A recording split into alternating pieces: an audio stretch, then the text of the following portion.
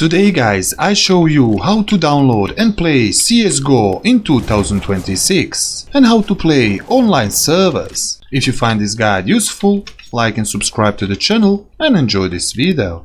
Okay guys, first how to get game is just open this link because you can't search game isn't available in the store page. I'll leave you this link in the description of video. After opening this link, log in on your Steam and claim game. Just click play game. After you do that, you will get CSGO in your library, just like me. Install game and play it for free. I show you now how to play CSGO servers online, or you can play just like me with bots. To play online, just move back to Steam, move here to view, and you will see here game servers. Open it, select here game and search CSGO, open it, go here latency low, 50 and go here search. And you will see all available CSGO servers. You can play with people. Just find server and go here connect. Move here back in game and you automatically on server. Wait for downloading script. After you join on server, choose and enjoy playing CSGO in 2026. And that's it all guys for this video, how to play CSGO in 2026 and how to join community servers. Thanks for watching guys and bye.